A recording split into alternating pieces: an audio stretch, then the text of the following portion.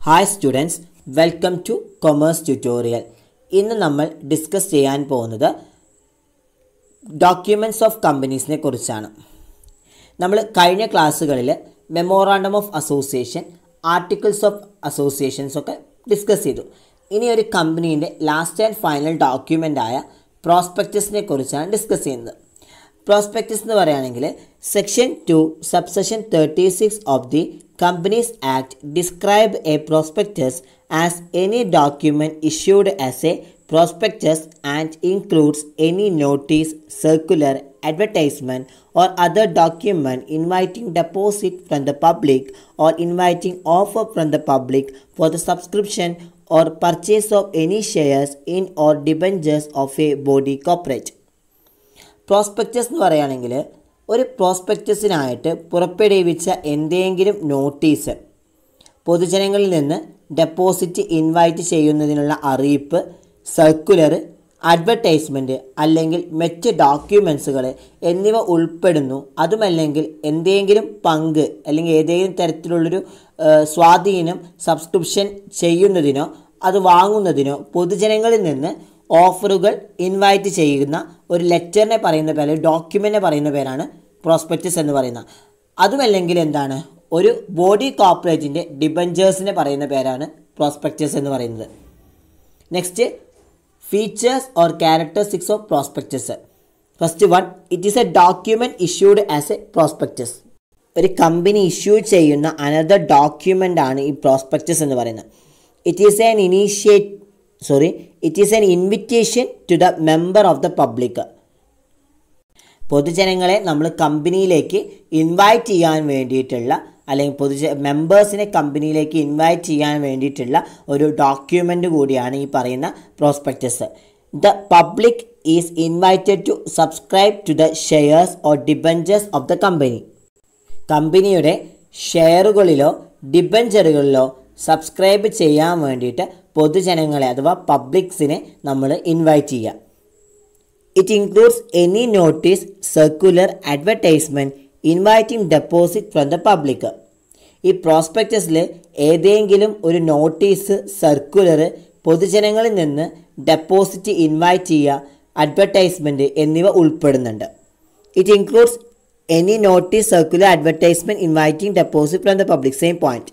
Next, contents of prospectus. It's very important point ആണ് content of prospectus. എക്സാമിന് ചോദിക്കാൻ chance ഉള്ള ഒരു ക്വസ്റ്റ്യൻ ആണ്. First one, address of the registered office of the company. ഒരു പ്രോസ്പെക്ടസിലെ ഫസ്റ്റ് കണ്ടൻ്റ് ആണ് എന്താണ് വേണ്ടത്, ആ കമ്പനിയുടെ രജിസ്റ്റർ ചെയ്ത അഡ്രസ്സ്, ഓഫീസിലെ address. Next, name and address of company secretary, auditors, bankers, under writers.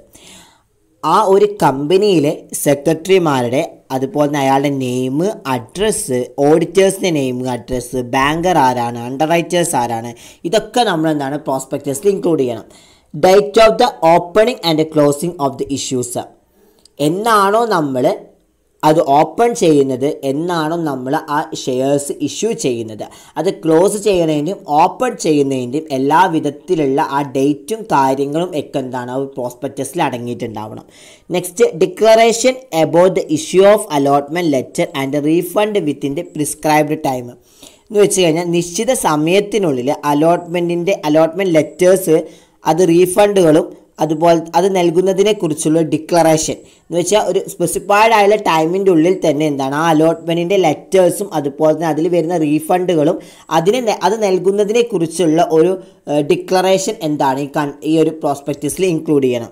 Next, a statement by the board of directors about the separate bank account where all monies received out of shares issued are to be transferred. ഇവിടെ issue ചെയ്ത ഷെയറുകളിൽ നിന്ന് ലഭിക്കുന്ന എല്ലാ എമൗണ്ടും അത് കൈമാറ്റം ചെയ്യേണ്ട പ്രത്യേക ബാങ്ക് അക്കൗണ്ടിനെ കുറിച്ച് ഡയറക്ടർ ബോർഡ് നടത്തിയ ഒരു ഒരു സ്റ്റേറ്റ്മെൻറ്റ്, അതും എന്താണ് നമ്മുടെ ഈ പ്രോസ്പെക്ടസിൽ ഇൻക്ലൂഡ് ചെയ്യണം. Next, details about underwriting of the issues. Underwriting issue ചെയ്ത എല്ലാ ഡീറ്റെയിൽസും ഒരു പ്രോസ്പെക്ടസിൻ്റെ കണ്ടൻറ്റിൽ ഇൻക്ലൂഡ് ചെയ്യണം. Next, consent of directors, auditors, bankers to the issues, exports experts opinion if any.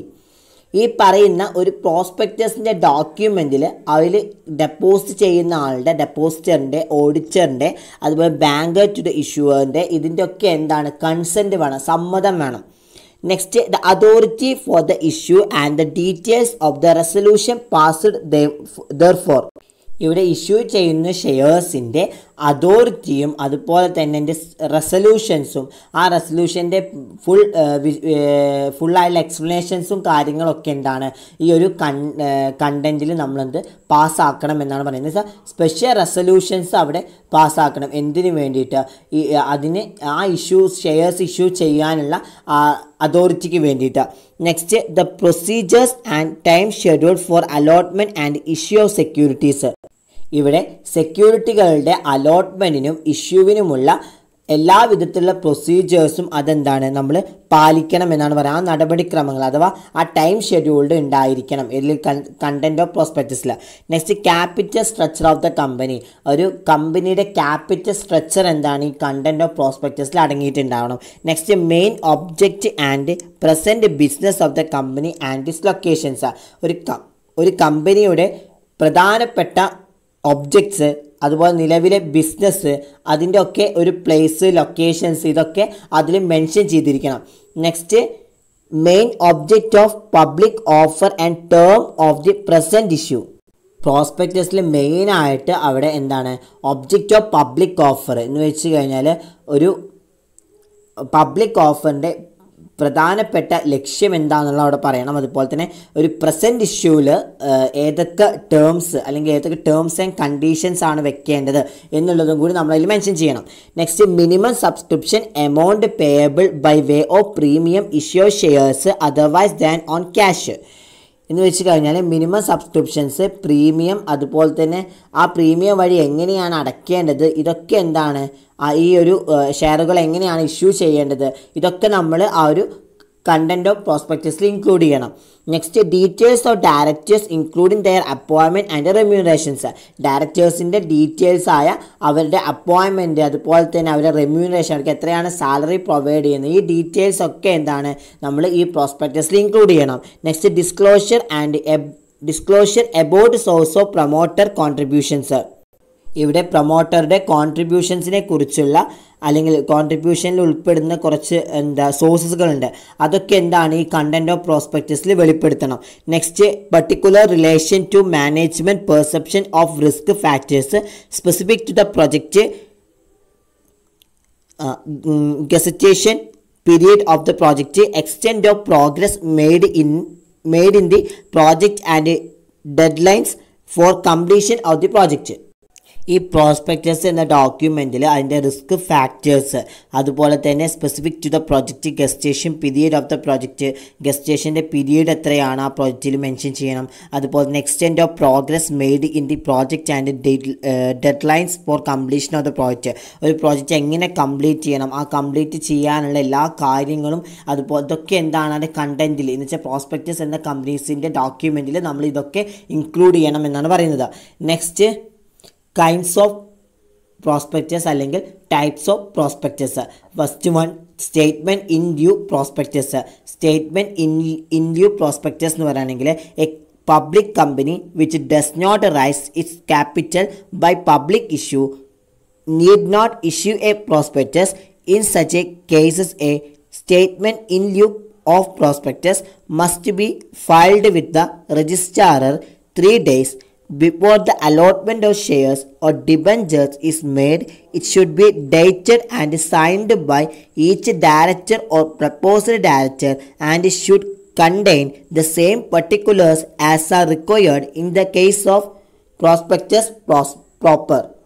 Statement in lieu of prospectus എന്ന് പറയുകയാണെങ്കിൽ എന്താണ് ഇവിടെ പറയുന്നത്, പ്രോസ്പെക്ടസിന് പകരമായിട്ട് എന്താണ് ഒരു സ്റ്റേറ്റ്മെൻറ്റ് പ്രൊവൈഡ് ചെയ്യുക എന്ന് വെച്ച് കഴിഞ്ഞാൽ ഈ പബ്ലിക് ഇഷ്യൂസ് അല്ലെങ്കിൽ പബ്ലിക് ഇഷ്യൂസ് ഇല്ല എന്താണ് ഒരു ക്യാപിറ്റൽ റൈസ് ചെയ്യാനുള്ള ഒരു പബ്ലിക് കമ്പനി എന്താണ് പ്രോസ്പെക്ടസ് നൽകേണ്ടതില്ല എന്നാണ് പറയുന്നത്.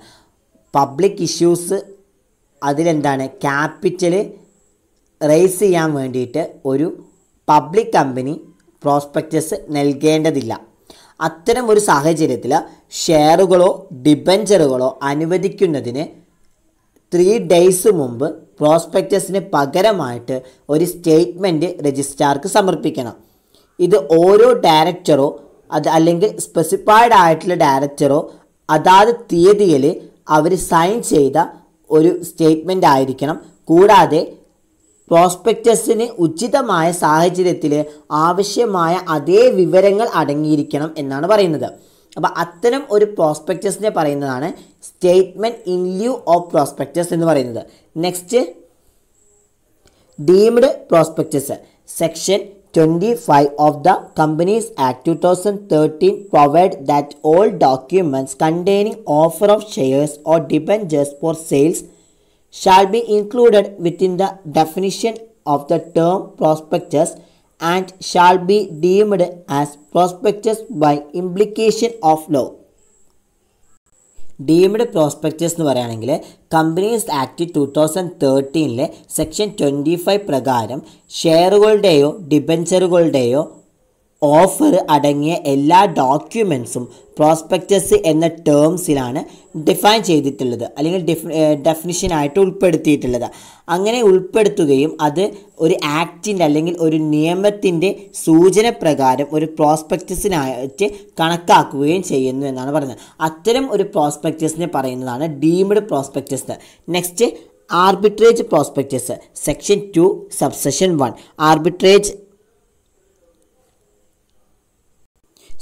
ആർബിട്രേജ് അല്ല, അബ്രിഡ്ജ്ഡ് പ്രോസ്പെക്ടസ് ആണ്. Abridged prospectus. Section 2 subsection 1. Abridged prospectus means a memorandum containing such silent features of a prospectus as may be specified by the SEBI by making regulation in this behalf. No form of application for the purchase of any of the security of a company shall be issued unless such form is accompanied by an abridged prospectus. A copy of the prospectus shall, on a request being made by any person before the closing of the subscription list, and the offer be furnished to him. ഈ അബ്രിഡ്ജ്ഡ് prospectus എന്നാൽ പ്രോസ്പെക്ടസിൻ്റെ അത്തരം സവിശേഷതകൾ ഉൾക്കൊള്ളുന്ന ഒരു memorandum. ഇതിനായിട്ട് security exchange board of India അഥവാ സെബി വ്യക്തമാക്കിയേക്കാവുന്നതാണ് എന്നാണ് പറയുന്നത്. ഒരു കമ്പനിയുടെ ഏതെങ്കിലും സെക്യൂരിറ്റികൾ അത് പർച്ചേസ് ചെയ്യാനുള്ള ഫോം അല്ലെങ്കിൽ അപ്ലിക്കേഷൻ ഫോമുകളൊന്നും ഈ ഒരു അബ്രിഡ്ജ് പ്രോസ്പെക്ടസിൽ ഇഷ്യൂ ചെയ്യുന്നില്ല. ഈ പ്രോസ്പെക്ടസിൻ്റെ ഒരു കോപ്പി അത് സബ്സ്ക്രിപ്ഷൻ ലിസ്റ്റും അതുപോലെ തന്നെ ഓഫറും അവസാനിപ്പിക്കുന്നതിന് മുമ്പ് ഏതെങ്കിലും ഒരു വ്യക്തിയുടെ അഭ്യർത്ഥന പ്രകാരം അദ്ദേഹത്തിന് ഇത് നൽകപ്പെടും. അത്തരം പ്രോസ്പെക്ടസിന് പറയുന്ന പേരാണ് abridged prospectus. Next type of prospectus ആണ് red hearing prospectus. Section 22. Red hearing prospectus means a prospectus which does not include complete particular of the quantum of price of the securities issued. ഈ red hearing prospectus section 2 പ്രകാരം define ചെയ്തിരിക്കുന്നത് red hearing prospectus എന്നാൽ issue ചെയ്ത സെക്യൂരിറ്റികളുടെ price, അതിൻ്റെ അളവ് അത് പൂർണ്ണമായിട്ടും ഉൾക്കൊള്ളാത്ത ഒരു പ്രോസ്പെക്ടസ് ആണ് ഈ red hearing prospectus. Next, shelf prospectus. Section 31. Self prospectus means A prospectus in respect of which the securities or class of securities included therein are issued for subscription in one or more issues over a certain period without the issue of a further prospectus. ഈ shelf prospectus എന്നാൽ അതിൽ ഉൾപ്പെടുത്തിയിരിക്കുന്ന സെക്യൂരിറ്റികളോ അല്ലെങ്കിൽ class of സെക്യൂരിറ്റികളോ ഒരു prospectus അല്ലെങ്കിൽ ഒരു specified ആയിട്ടുള്ള time പീരീഡിൽ ഒന്നോ അതിലധികമോ ഉള്ള